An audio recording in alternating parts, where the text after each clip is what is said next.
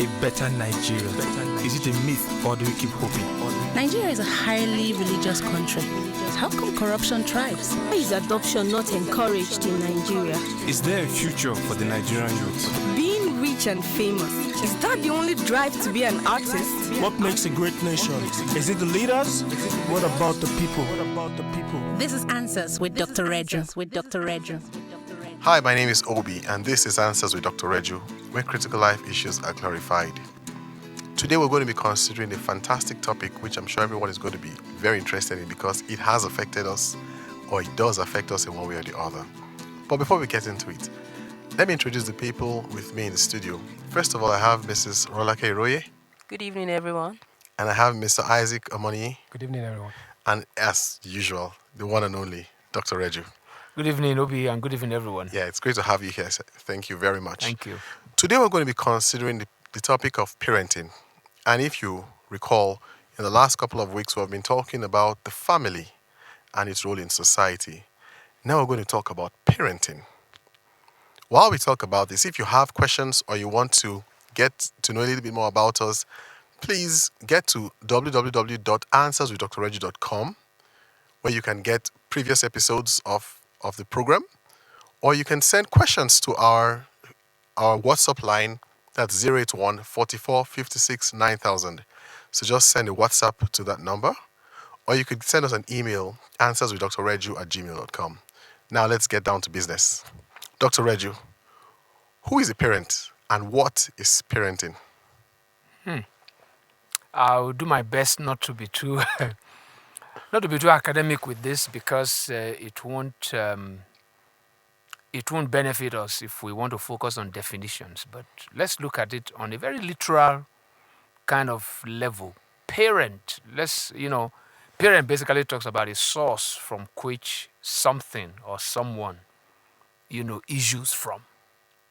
So a parent is one who produce, and also sustain and develop something.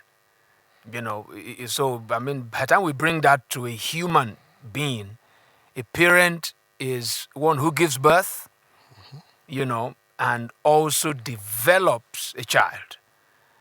So there is the birthing, there is the sustaining, there is the development, that is involved.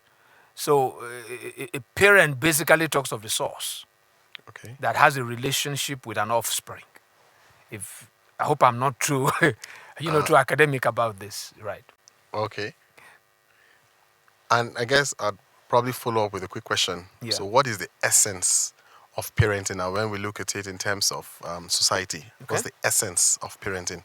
Because we said at the beginning that family actually is the unit of society, right? That's where society actually, come from.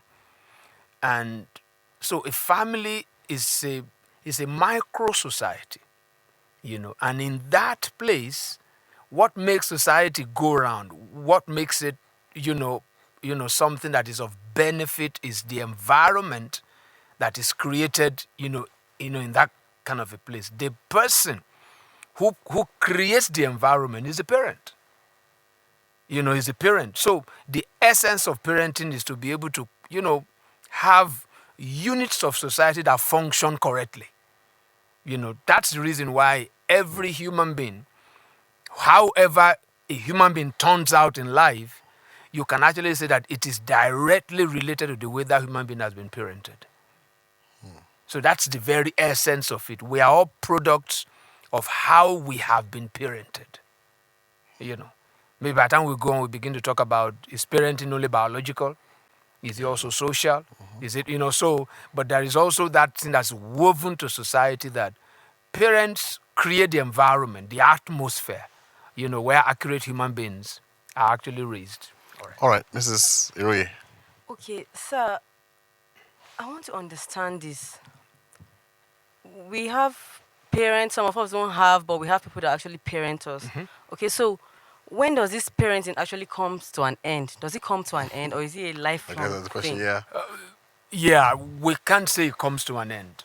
Okay. It just grows in phases. the mode changes.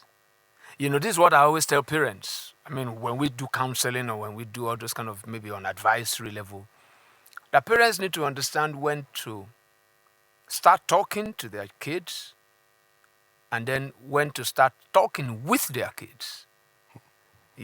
So it's parenting requires a high level of awareness. The environment in which you are being challenged to parent is so critical. So if it's something we can't put a timeline on, because as humans we are perpetually learning. And as you learn, whatever you learn in terms of hearing, seeing, relating with, they have a way of shaping you. So parenting is a lifelong thing. Even most parents has even still been parented. So it's a lifelong thing. It's not something that comes to an end, but the mode changes. Let me also say it this way. Let's take a family, because we're talking about family. Yeah. There's a time when, in parenting, the one that is being parented now, which is the child, has no input. Everything depends on the parent. When the child is maybe like just a toddler, can't talk, can only see, can only maybe kind of respond and all those kind of things. Because at that time, whatever the parent is doing, that child can only respond. It gets to a particular time when the child begins to process whatever the parent is giving. He begins to process it to get an understanding. It also, gets to a time when the child begins to make decisions. He now has a choice whether to receive what the parent is giving or reject it. So there's a time when the child is just, is just receiving. It's just there. There's a time when the child begins to process it. There's a time when the child can say, okay, this one that dad or mom just said, I don't think I'm all for that.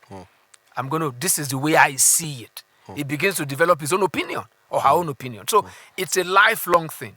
And then it gets to a time when he or she might even need to be trained on how to parent. So being trained on how to parent is another level of parenting. So it's a lifelong thing.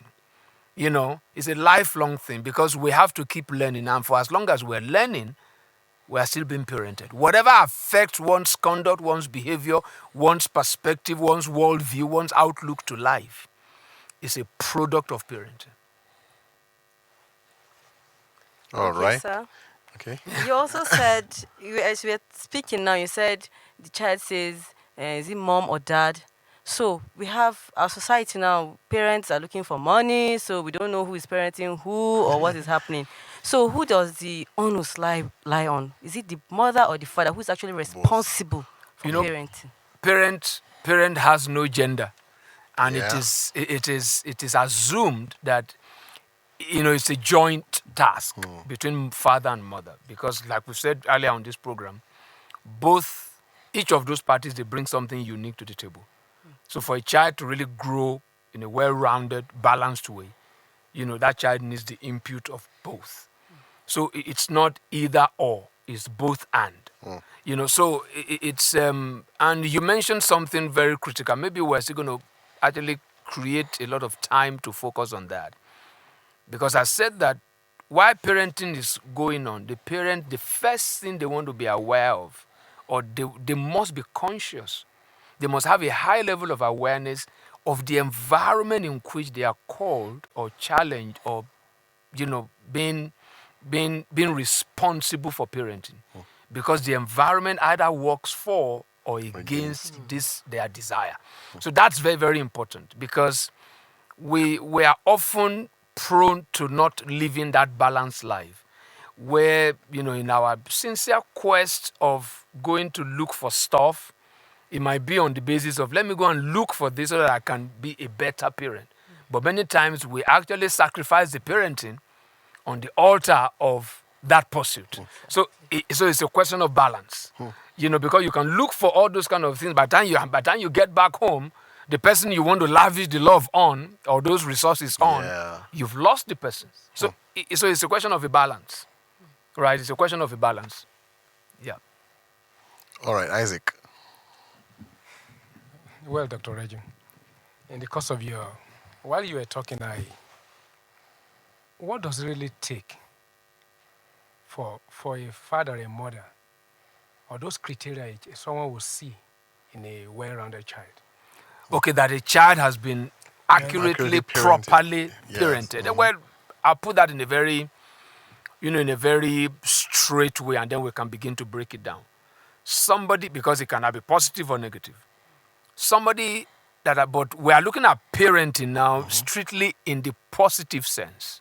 Okay. Because if it is negative, we can't call it parenting. That's a neglect. Now, somebody has shagged his or her responsibility. But let's assume now that we are talking in terms of, the positive sense of parenting. Because parenting is influence. And influence can be negative or it can be positive. But in this context of parenting, we are talking about a positive. So someone has been accurately or properly parented when you can see a reflection of the parent in the offspring. You can actually see that particular person, because it's like, we can use the word, but I use it guardedly. We can use the word mentoring. Because the word mentor, we have to look at it in the historical sense, where that word actually came from. Mentor is somebody that a father brought his child to this guy called mentor, and said, I want you to please help me take care of my child, while I go away. And by the time the father came back, that child has become an exact reflection of that mentor. The guy called mentor. Yeah. Okay. So that's how it is. So a properly parented child will become an exact reflection, not a clone, not somebody who gesticulates like the father or the mother, but he has been able to, he has received the values, the lifestyle, the preferences of the person that parented him or her. So he becomes a reflection of the parent in every way, so that somebody doesn't need to look for the parent when they see him. In fact, somebody who knows the parent, might ask the person, do you know so and so?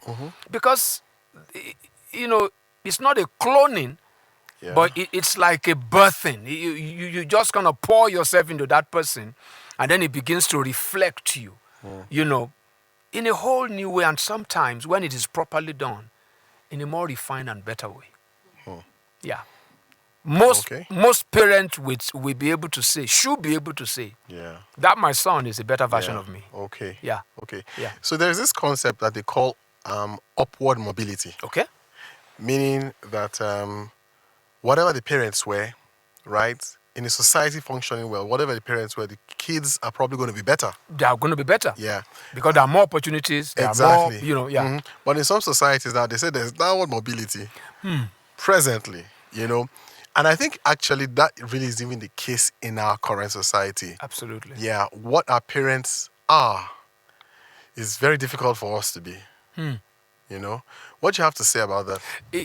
Now, there's something I said that parents should be aware. They need to have a high level of consciousness about the environment in which they are raising kids. If they want to raise their kids, because although we're having more now of parents who basically grew up, in the same kind of world like their kids, myself and my kids, we can say that I can't raise them the way my parents raised me. But the principles are really the same. But the specifics are dynamic, right? They are dynamic. I was asking Mrs. Roye off air that maybe you spoke on cell phone with your parents, right? I never did. When I was being raised as a child, I don't think my father ever saw. Yeah, he didn't see a cell phone. I don't think he ever had one, even if he saw one. So he doesn't have an email address. He doesn't, he didn't live in that. But now myself and my children, we basically live in the same world. So, but to come back to your point, that there is a downward mobility, right? That it is because we allow the society, to define us. We are not consciously defining our own society. And you see, again, maybe I'll go back to the question that Omoni asked, that how do we know that a child has been properly parented? A child has been properly parented is that there's a particular kind of a decoding device, if I can put it that way, that has been buried in that child. When the child goes out, whatever the child sees, hears outside, it is not true until it agrees with what that child has been taught from home. That thing is only correct if it tallies with what has been taught from home. But right now, there is no coherent, intentional kind of teaching that is coming from home. We just leave a lot of things to chance, and that's one phrase that mustn't come into parenting. Parenting is highly intentional. And that intentionality, if I can say, must take into consideration what goes on in the wider world. We are preparing a child, we are preparing a boy, we are preparing a girl for what that boy and girl is going to face in the larger society. The society must not be the one shaping the child. The child must go out there with something. It mustn't go empty. So that's where parenting comes in. It comes to the high level of, it must be deliberate, it must be intentional, and then it must take into consideration the world that particular child, is going to live in. That's the only time when that particular child can become a better version of those who parented him or her. So I don't know if I've answered that question, but the world is very intentional, right? If parents are just haphazard, it's going to be a problem. It's going to be a problem. That child will be confused. In fact, I had, there's a higher level now in Western world of mental illness. And I believe with my little bit of psychology, it's because a lot of people are becoming, dual-minded. They are becoming schizophrenics. They are having a clash of information. They are trying to walk through, the very confusing, world. And in that, they lose themselves. They begin to, I don't want to go too far into psychology, but because it's an information age, there is a glut of information that people need to process.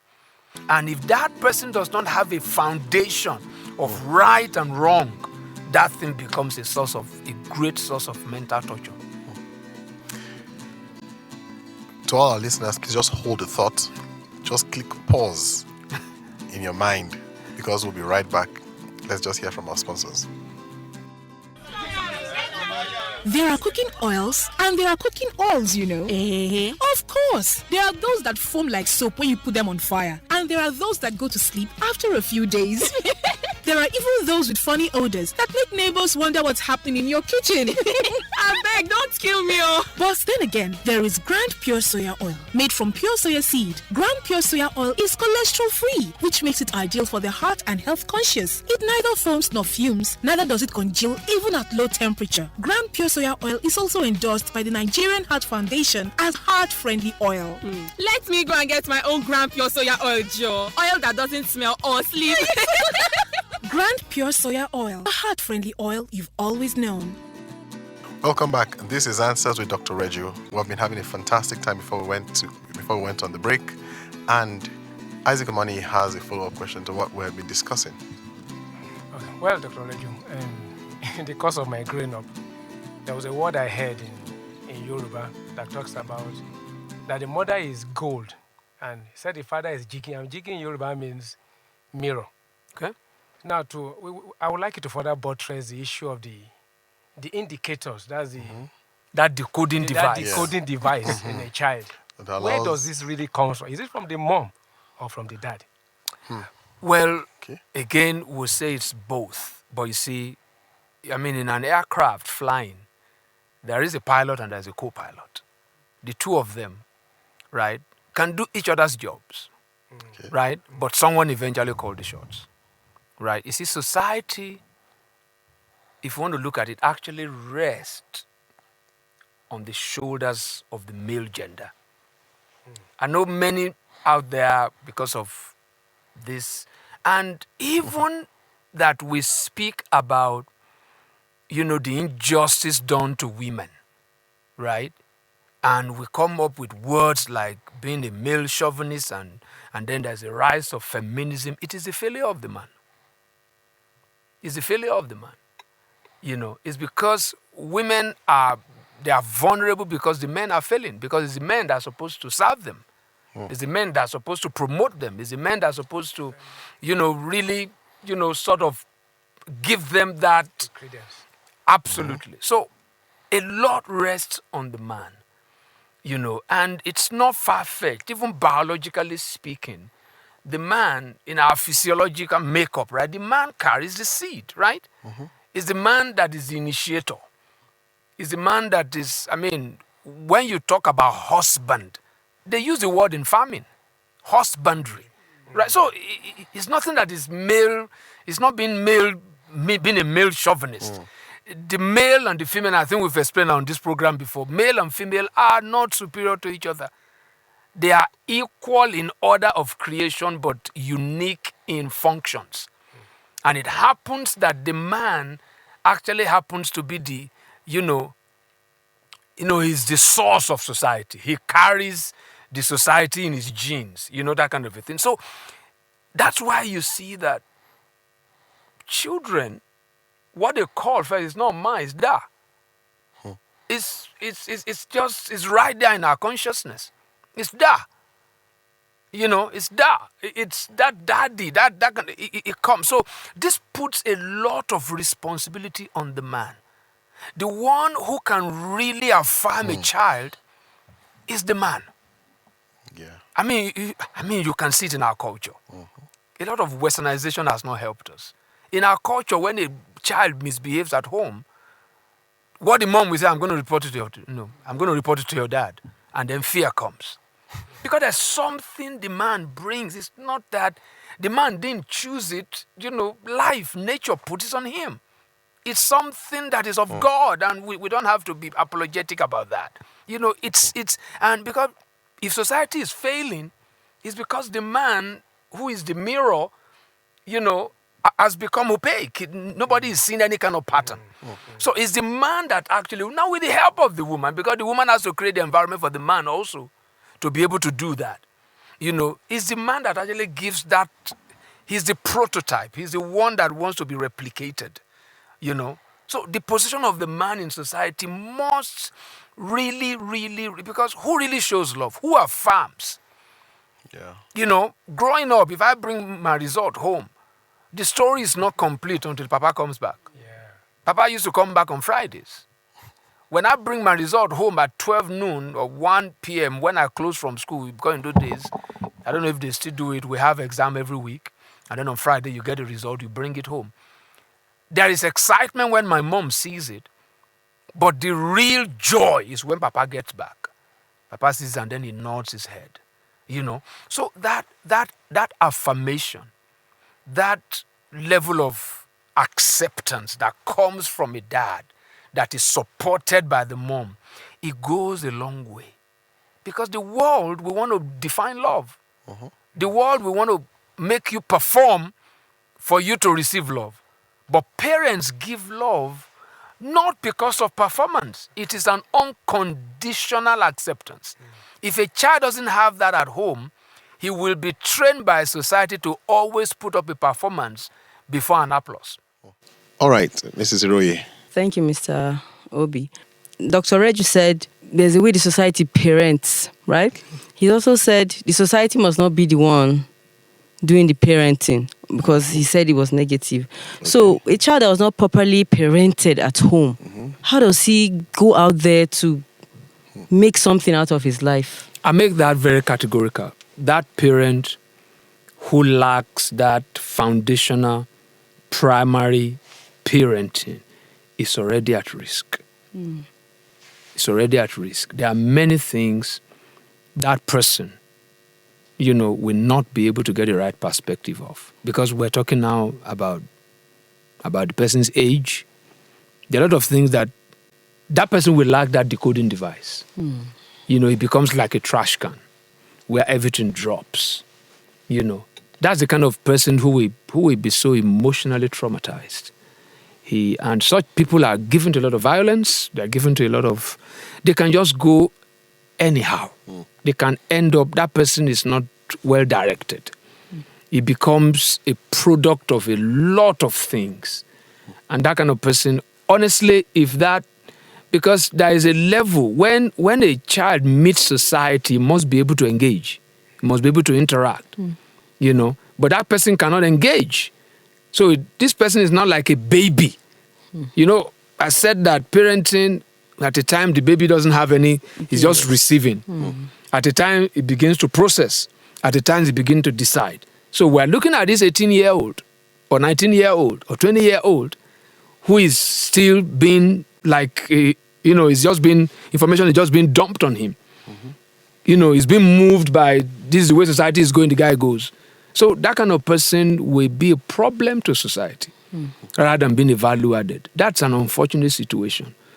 That's the reason why society begins in the home. It begins in the home. But I will say this, that even when biological parents have failed, right, and they are not, if we still retain that communal life, that child will still be, it will still be properly groomed, because some of the parents even might not be given the opportunity or the license to shirk their responsibility because of society, because of community. So, community is key. There are many things people will not do wrong if the community life is still there. But we believe today that living behind walls under the guise of we're protecting, living behind those iron gates, and you don't know your next door neighbor, it destroys society. In fact, it makes us more prone to attacks. I don't know my neighbor if somebody is robbing him or her. He doesn't know my phone number. Exactly. So we are more vulnerable when we are so individualistic. It doesn't help, and we really want to make that appeal on this program. We need to, I'm not saying remove your fences, but let's go outside of those fences and know one another. Let's get to know each other. I remember the time I was forced to know my neighbor in this city during the crisis. She was the only person who had a telephone on our street. Right. We were forced to know each other, because now everybody, is vulnerable. But we don't have to get to that point. That was when I knew that this thing is still true. It's still very true. So a guy that's not raised from home, it will be a problem to society. It will be he or she will be a problem. And with that, we have to wrap up this session. But as you do other stuff, please remember this. Fast is not always good. Yeah. Right? And quality never goes out of fashion. That's right. Parenting will always continue to be the bedrock of how functional societies are built. And it must be done right. That's right. Thank you, Dr. Reju. You've been awesome. Thank you. Thank you, Rolake. Thank you, Mr. Money. Give us a call or chat us on WhatsApp on 081-4456-9000. Check out our website and interact with us on www.answerswithdrreju.com. Like our Facebook page, Answers with Dr. Reju, or send us an email at answerswithdrreju@gmail.com. On Twitter, we are @Dr. Reju Answers. You can also subscribe to our YouTube channel, Answers with Dr. Reju, where you can get all our episodes. Join us again on Answers with Dr. Reju, where critical life issues are clarified.